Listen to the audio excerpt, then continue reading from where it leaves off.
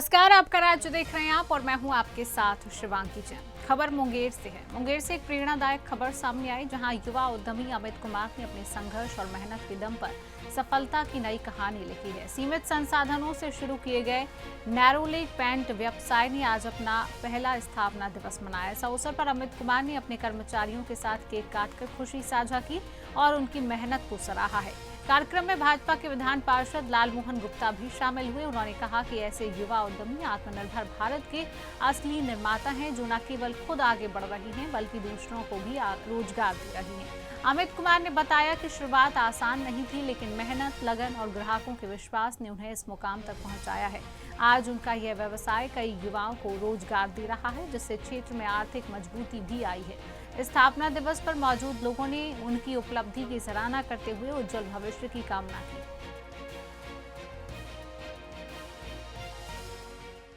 मां paint house Nerolac का उद्घाटन करने का मुझे मौका मिला। इसके लिए मैं इसका जो प्रोप्राइटर श्री अमित कुमार जी को मैं धन्यवाद देता हूं, और उपस्थित लोग हमारे साथ खड़े हैं, आए हुए हैं, उनका भी मैं इस अवसर पर मैं अभिनंदन करता हूं।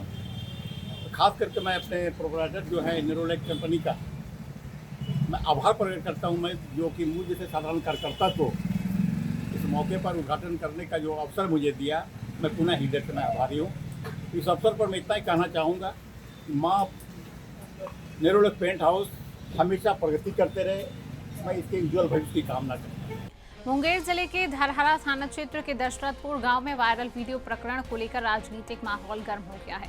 मामले में समाजवादी पार्टी के जिलाध्यक्ष पप्पू यादव, जनसुराज के नेता राकेश गोप ने सुंदरडीह पहुंचकर पीड़ित दिलखुश के परिजनों से मुलाकात की पूरी घटना की जानकारी ली है। नेताओं ने आरोप लगाया है कि दिलखुश की कथित निर्मम पिटाई के बाद भी प्राथमिकी दर्ज होने के बावजूद आरोपियों की गिरफ्तारी नहीं की गई है, जिससे कई सवाल खड़े हो रहे हैं।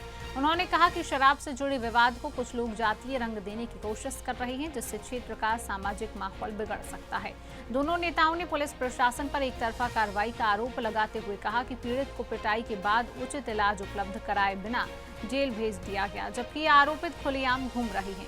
इससे जांच की निष्पक्षता पर भी सवाल उठ रहे हैं। नेताओं ने जिला प्रशासन से 3 दिनों के भीतर आरोपियों की गिरफ्तारी की मांग की है। साथ ही चेतावनी दी है कि अगर कार्रवाई नहीं हुई तो समर्थकों के साथ धरहरा थाना पहुंचकर सामूहिक गिरफ्तारी दी जाएगी और लोकतांत्रिक तरीके से भी आंदोलन को आगे बढ़ाया जाएगा। सोशल मीडिया में 2 दिनों से ये बातें और ये मामला तैर रही है कि कुछ शराब माफिया के द्वारा, कमोबेश हम जो इस पूरे मामले को समझ पाए हैं, दिलखुश को बहुत बुरी तरह से पीटा जा रहा है। और जब दिलखुश के लोग एफआईआर के लिए जा रहे हैं तो प्रशासन उसको डरा रहा है, धमका रहा है, और चाहे परिस्थिति जो भी हो, फिर प्रशासन के द्वारा एफआईआर भी दर्ज किया जा रहा है। लेकिन जब हम इस पूरे प्रकरण को देखते हैं तो लगता है कि प्रशासन एक पक्षीय कार्रवाई कर रहा है, क्योंकि जो उसको बुरी तरह से मार करके अधमरा कर दिया वो फरार है या फिर प्रशासन के संरक्षण में पल रहा है। आप उस मार खाने वाले लोगों को अपराधी बना करके थाना में उठा करके आप गिरफ्तार किए, न उसको स्वास्थ्य सेवा मुहैया करवाएं, न उनका किसी तरह से उपचार करवाएं, जेल भेजा। चलिए, यह आप किस जुर्म में, किस कानून के तहत किए, आपका क्या मंशा था नहीं था, वह प्रशासन समझे। लेकिन फिलवक्त हम लोग यह महसूस कर रहे हैं कि प्रशासन एक पक्षीय कार्रवाई करके और कुछ लोगों के साथ साजिश करके इस पूरे मामले को एक जातीय रंग देने का प्रयास कर रहा है, जिसका हम लोग मुखालफत करने आए हैं। और आज हमने इनके परिजन से बात किया। अगर 3 दिनों के अंदर, हम आपके इस चैनल के माध्यम से जिला प्रशासन को भी आगाह कर रहे हैं कि अगर 3 दिनों के अंदर वह जो आरोपित लोग हैं, अगर उनकी गिरफ्तारी नहीं हुई तो हम राजनीतिक सामाजिक कार्यकर्ता सामूहिक गिरफ्तारी देने के लिए धरहरा थाना पहुंचेंगे। बोकारो में अवैध बालू खनन और परिवहन के खिलाफ प्रशासन ने बड़ी कार्रवाई की है। उपायुक्त बोकारो के निर्देश पर चलाए गए विशेष छापेमारी अभियान के दौरान अवैध रूप से बालू ढो रहे 2 ट्रैक्टरों को जब्त कर लिया गया है। इस कार्रवाई के बाद खनन माफियाओं में हड़कंप मच गया है। जानकारी के मुताबिक मंगलवार को चास मुफस्सिल थाना क्षेत्र में यह संयुक्त अभियान चलाया गया। तेलमोचो से भतुआ जाने वाले मुख्य मार्ग पर जांच के दौरान 2 ट्रैक्टरों को अवैध बालू परिवहन करते हुए पकड़ा गया है। जब अधिकारियों ने कागजात की मांग की तो चालक कोई वैध दस्तावेज प्रस्तुत नहीं कर सके। इसके बाद दोनों वाहनों को जब्त कर थाना के सुपुर्द कर दिया गया। इस कार्रवाई में खान निरीक्षक अजय कुमार महतो, चास मुफस्सिल, थाना प्रभारी प्रकाश मंडल, पुलिस बल मौजूद रहे।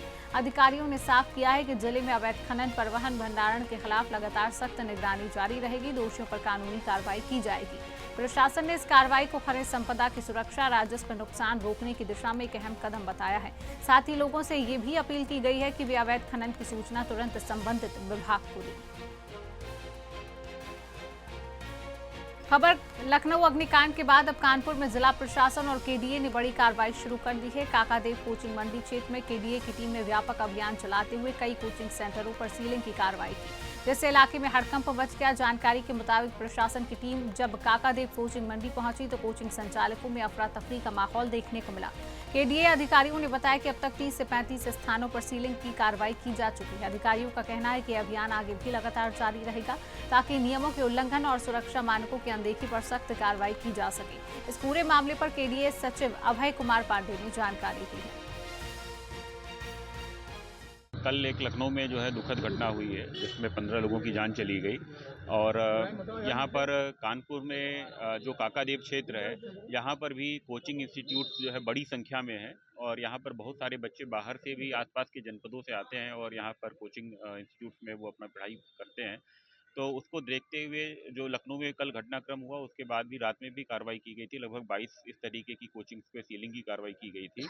अभी वर्तमान में भी प्राधिकरण की टीमें जो है अपने अपने क्षेत्र में भ्रमण करके इस तरीके के भवनों को चिन्हित कर रही हैं जहां पर बिना पर्याप्त अग्निशमन सुरक्षा या पर्याप्त निकास के या बिना मानचित्र स्वीकृत कराए बेसमेंट में अगर कहीं निर्माण है तो उसमें हम लोग जो है प्रभावी तरीके से कार्रवाई सुनिश्चित कराएंगे और इंश्योर करेंगे कि कहीं भी इस प्रकार की कोई जो है कमी न रह जाए प्राधिकरण स्तर पर और हम लोग इसमें ऐसे सभी भवनों को चिन्हित करके उनकी सीलिंग की कार्रवाई सुनिश्चित कराएंगे। और अब बात करेंगे कानपुर की। कानपुर में अखंड ब्राह्मण सेवा समिति भारतवर्ष के पदाधिकारियों ने मंगलवार को राष्ट्रपति और प्रधानमंत्री को संबोधित एक ज्ञापन जिलाधिकारी कानपुर नगर जितेंद्र प्रताप सिंह को सौंपा है। इस ज्ञापन में बिहार के एक जिले में हुए भरत तिवारी के कथित पुलिस एनकाउंटर की निष्पक्ष जांच कराने की मांग की गई है। समिति ने आरोप लगाया है कि मामले की पारदर्शी जांच होनी चाहिए। यदि जांच में पुलिसकर्मी दोषी पाए जाते हैं तो उनके खिलाफ हत्या का मुकदमा दर्ज कर विधिक कार्रवाई की जाए। समिति के प्रदेश अध्यक्ष राकेश पांडे ने कहा पूरे प्रकरण की न्यायिक जांच कराई जाए ताकि पीड़ित परिवार को न्याय मिल सके। इस दौरान समिति के कई पदाधिकारी और सदस्य मौजूद रहे। बिहार में भरत भूषण तिवारी का जो भोजपुर आरा जिले में शाहपुर थाने में बिना किसी जुर्म के वो समाज एक सेवी लड़का था कि उसकी आवाज़ नहीं सुनी जा रही थी, इसलिए प्रशासन और शासन से तंग होकर के उसने थोड़ा पिस्टल लिया हाथ में और इसके बाद में जब प्रशासन आया उसके पास में तो उसने अपनी मांग रखी। मांग रखने के बाद में उसको आश्वासन दिया गया कि आपकी मांगें मानी जाएंगी। उसने पिस्टल फेंक दी और फेंक करके इसके बाद कहा ठीक है मेरी मांगें पूरी हो गई हैं। जनता ने कहा भागिए मार देंगे, उसने कहा नहीं, विश्वास नहीं है, विश्वास किया जाता है। इसके बाद उसको घेर करके और फिर भी उसको इनकाउंटर किया गया। इनकाउंटर नहीं, ये जघन्य पाप हत्या है। इसमें पुलिस प्रशासन जो भी इनकाउंटर बोल रहे हैं कि इनकाउंटर हुआ, इनकाउंटर नहीं हुआ है, ये हत्या की गई है। 302 का उनके ऊपर FIR करके मुकदमा दर्ज किया जाए, यही हम लोगों का कहना है। इसीलिए जो है ये प्रदर्शन कर रहे हैं, ज्ञापन दिया है मुख्यमंत्री और राष्ट्रपति प्रधानमंत्री सभी के नाम। अब बात करेंगे मथुरा की। मथुरा से एक बड़ी और सनसनीखेज घटना सामने आई जहां थाना जमुना पार क्षेत्र की शिवनगर कॉलोनी में ऑक्सीजन सिलेंडर फटने से इलाके में हड़कंप मच गया। जोरदार धमाके के चलते आसपास के कई मकान क्षतिग्रस्त हो गए जबकि कई घरों की दीवारों में दरारें भी आ गईं। जानकारी के मुताबिक सोमवार की शाम करीब 4 बजे एक मकान में रखा ऑक्सीजन सिलेंडर अचानक फट गया। धमाका इतना तेज था कि उसकी आवाज दूर दूर तक सुनाई दी और पूरे इलाके में अफरा तफरी का माहौल बन गया। सिलेंडर के टुकड़े आसपास के घरों में जा गिरे जिससे कई भवनों को नुकसान पहुंचा। गनीमत ये रही कि इस हादसे में किसी तरह की जनहानि नहीं हुई वरना स्थिति और भी भयावह हो सकती थी। स्थानीय लोगों का कहना है कि जिस मकान में सिलेंडर रखा गया था उसका उपयोग कथित रूप से ऑक्सीजन गैस के गोदाम के रूप में किया जा रहा था। सूचना मिलते ही थाना जमुनापार पुलिस मौके पर पहुंची, घटनास्थल का निरीक्षण किया। पुलिस अब यह जांच कर रही है कि आवासीय क्षेत्र में सिलेंडरों का भंडारण किस अनुमति के तहत किया जा रहा था और क्या सुरक्षा मानकों का पालन किया गया या फिर नहीं।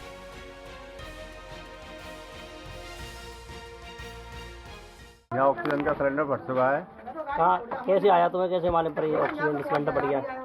इसकी बहुत तेजी से आवाज़ हुई थी। ये 2-3 घरों पे जाके गिरा है सिलेंडर। अच्छा। एक तो एक मुरारी लाल जी के घर पे गिरा है। हाँ। वो तैयापुर में रहते हैं वो। और चंदन के घर पे फटा है। ये घटना किसी का सिलेंडर, किसी चंदन के नाम पे सिलेंडर ऑक्सीजन का वो जलाई का काम होता है। किसी के यहाँ पे चंदन नाम का लड़का है कोई, उसका सिलेंडर फटा है। सिलेंडर फटने के बाद में मेरे छत पर कमरा में मैं नीचे सो रहा था अपने नीचे, किसी का सिलेंडर फट के मेरी छत को फाड़ते हुए नीचे गिरा हुआ है। आपको कैसे मालूम पड़ी? मुझे मालूम पड़ी कि धमाके की आवाज़। एक ऑक्सीजन सिलेंडर फटा है बहुत जोर से और कम से कम 1-1 किलोमीटर में जाके टुकड़ा गिरे हैं। अच्छा। और 2-3-4 ने की तो छत टूटी है, कोई मर गया हो तो पता होना है। अच्छा। तो जाके टुकड़ा 2-3 ही पता पड़ी है, अभी 2-3 की तो पता ही ना है। अच्छा। आधे सिलेंडर की पता चली है। अच्छा। मर गया हो तो पता ना, एक को पाम टूटा हुआ पता पड़ी है। अच्छा। हाँ, और छत टूटी है 2-3 की। आपको कैसे मालूम पड़ी सिलेंडर फट गया? आवाज भाई बहुत जोर से विस्फोट हुए हो। अच्छा। बातें पता चली हमें तो।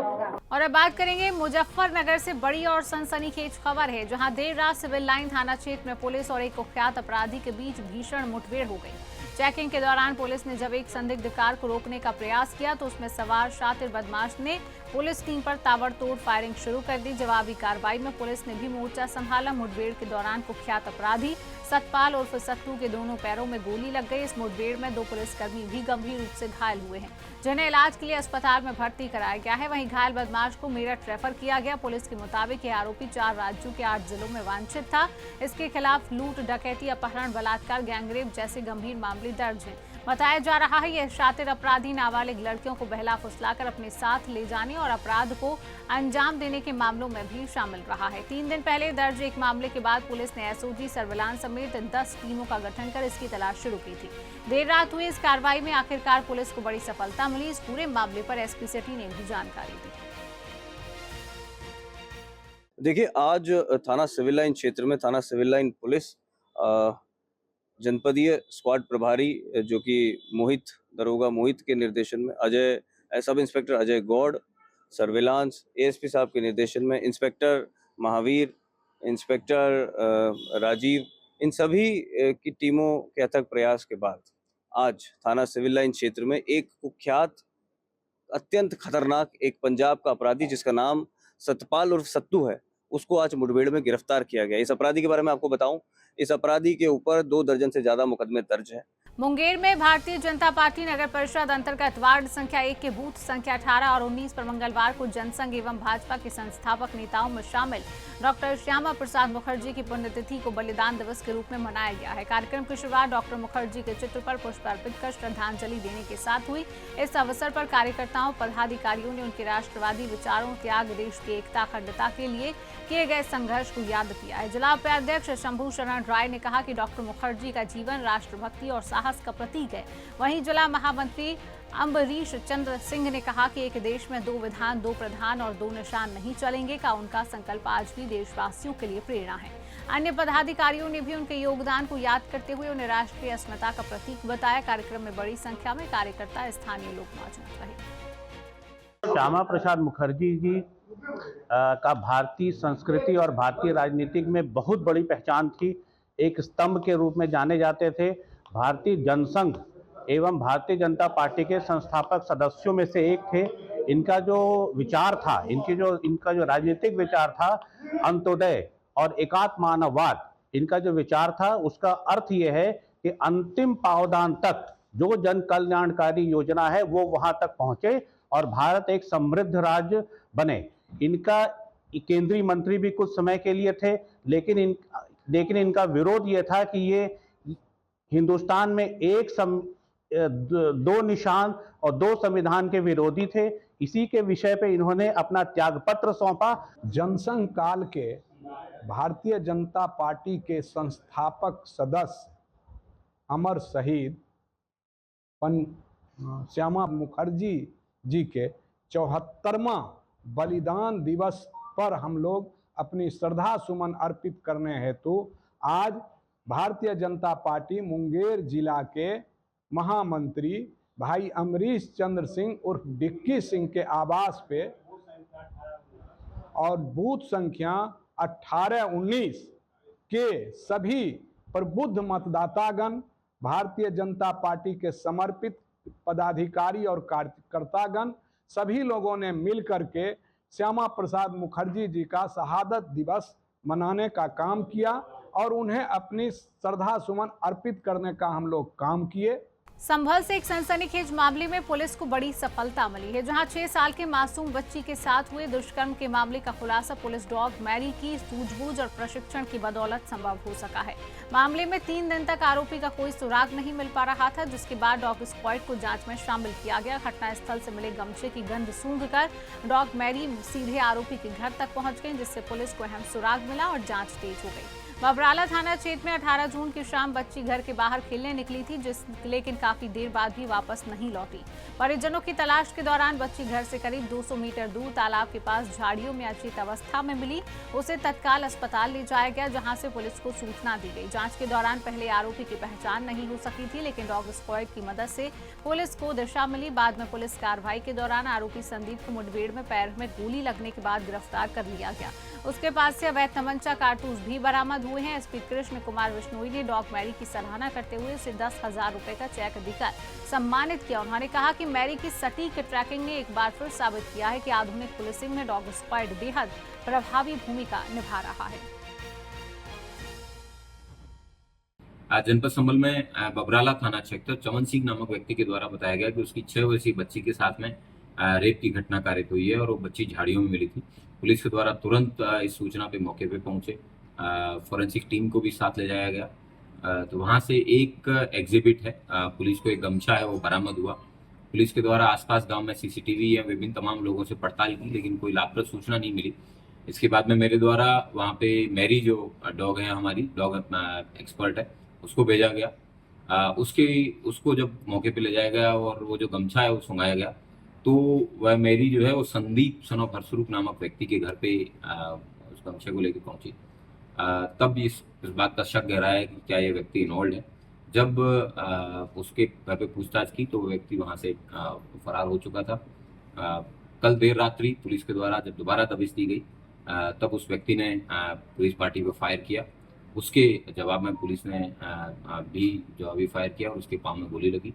उसको मुठभेड़ में गिरफ्तार किया गया है और उसका अस्पताल में उपचार चल रहा है और बच्ची की भी हालत स्थिर है और उसका भी उपचार चल रहा है। वाराणसी से गंगा में नाव पर नियमों की अनदेखी का एक और मामला सामने आया। दशामेव घाट क्षेत्र में नाव के ऊपर नॉनवेज बनाने, बियर पार्टी मनाने का वीडियो वायरल होने के बाद पुलिस ने बड़ी कार्रवाई करते हुए 5 लोगों को गिरफ्तार कर लिया है और संबंधित नाव को सीज कर दिया है। जानकारी के मुताबिक देर रात वीडियो वायरल होने के बाद दशामेव पुलिस ने स्वतः संज्ञान लेते हुए मामला दर्ज किया, जाँच शुरू की। इसके बाद कार्रवाई करते हुए मौके से 5 लोगों को गिरफ्तार किया गया है।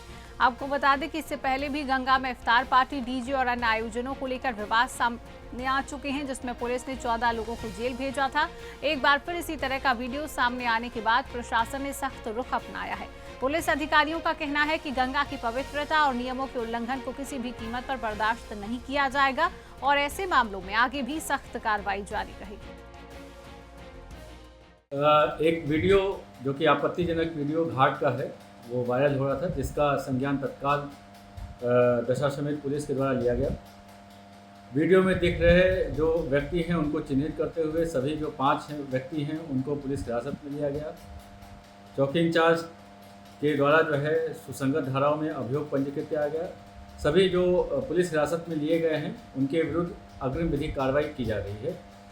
जो नाव है जिसका ये वीडियो वायरल हुआ है उसको भी सीज कर दिया गया है। लखनऊ कोचिंग हादसे के बाद अब प्रशासन पूरे प्रदेश में अलर्ट मोड पर आ गया है। इसी क्रम में फर्रुखाबाद में जिलाधिकारी अंकुर लाठर के निर्देश पर नगर मजिस्ट्रेट ने अमानक कोचिंग सेंटरों और मॉल्स पर सख्त कार्रवाई शुरू कर दी है। जांच के दौरान सामने आई तस्वीरें बेहद चौंकाने वाली हैं। 3-3 फीट चौड़ी गलियों में चल रहे कोचिंग सेंटर, अंडरग्राउंड बेसमेंट में चलती कक्षाएं, एक ही कमरे में सैकड़ों बच्चों की मौजूदगी प्रशासन के लिए बड़ी चिंता का विषय बन गई है। कई संस्थानों के पास ना तो फायर एनओसी थी और ना ही भवन नक्शा या सुरक्षा अनुमति। अधिकारियों ने पाया कि हालांकि कुछ जगहों पर ना तो आपातकालीन निकास की व्यवस्था थी और ना ही फायर सेफ्टी के मानकों का पालन किया गया था। यह स्थिति बच्चों की सुरक्षा को गंभीर खतरे में डाल रही है। प्रशासन ने सभी कोचिंग संस्थानों को 48 घंटे के भीतर अपने दस्तावेज सुरक्षा मानक प्रस्तुत करने के निर्देश दिए हैं। साथ ही चेतावनी दी गई है कि नियमों के उल्लंघन पर सख्त कार्रवाई की जाएगी। इस पूरे मामले पर नगर मजिस्ट्रेट पारुल तरार ने जानकारी दी है। देखिए, आज दिनांक 23/6/26 को डीएम मैम के निर्देशन पे आज मेरे द्वारा एक सघन निरीक्षण का अभियान चलाया गया, जिसमें जेएनबी रोड से लेके फरीदाबाद की ठंडी सड़क और आगे तक निरीक्षण किया गया। मोस्टली उसमें मैंने बड़े बड़े जो हमारे बिल्डिंग्स हैं, जिसमें हमारे होटल्स भी हैं, कोचिंग इंस्टीट्यूट्स भी संचालित हो रहे हैं और जो कॉम्प्लेक्सेस हैं जैसे वी मार्ट वगैरह हैं, जहाँ पे पब्लिक का बहुत ज़्यादा आना जाना होता है और वहाँ पे सेफ्टी स्टैंडर्ड्स ज़रूर फॉलो होने चाहिए। वहाँ पे आज पुलिस विभाग द्वारा मेरे द्वारा फायर की हमारी पूरी टीम थी, नगर पालिका की टीम थी, पीडब्ल्यूडी की टीम थी, साथ में हम लोगों ने सघन अभियान चलाया और मोस्टली ये पाया गया कि कहीं भी जो फायर सेफ्टी के स्टैंडर्ड्स हैं और नॉर्म्स हैं वो फॉलो नहीं हो रहे। इसके साथ ही जो आरटीओ एक्ट में नक्शा पास कराने की बाध्यता है वो कहीं भी नहीं हो रही। वो मेरे को किसी भी प्रीमाइसेस पे कोई भी बिल्डिंग का नक्शा कोई भी अवेलेबल नहीं करा पाया। तो मैंने सबको एक चेतावनी दी है कि अगर ऐसा है कि उनके पास नक्शा है और नक्शे का जो नंबर होता है, मैंने उनको कहा है कि वो आप बाहर अपने फ्लेक्सी पे उसको डिस्प्ले कराइए ताकि सबको पता चले कि इस बिल्डिंग का ये नक्शा है और ये इस ईयर में पास हुआ है। और बहुत मतलब बड़े आश्चर्य की बात है कि जो बड़े होटल्स हैं जैसे हिंदुस्तान होटल हैं और बड़े बड़े कोचिंग सेंटर्स जैसे आकाश, आचार्य, स्वरूप क्लासेस, ज्ञानार्पण, विशाल मेगा मार्ट, डी मार्ट, ये इतने बड़े बड़े मतलब ऑल इंडिया लेवल पे ये चलते हैं इंस्टीट्यूशंस और उसके बाद भी अगर फायर के एनओसीज और नक्शा पास नहीं कराया गया तो ये बहुत मतलब विचारणीय स्थिति है। तो मैं सबको यही चेतावनी देके आई हूँ कि जब तक नक्शा पास ना हो जाए और फायर के स्टैंडर्ड्स पूरे नहीं हो जाए तब तक वहाँ पे काम ना करें, उसका संचालन बंद कर दें। और अगर ऐसा वो नहीं करेंगे तो मेरे द्वारा जो विधिक कार्रवाई है, सील ऑर्डर इत्यादि की जो हमारे आरटीओ एक्ट में है प्रोविजन, मेरे द्वारा वो कार्रवाई की जाएगी। और फिलहाल के लिए आपका राज्य में इतना ही। तमाम जानकारी के लिए आप देखते रहिए सुदर्शन न्यूज।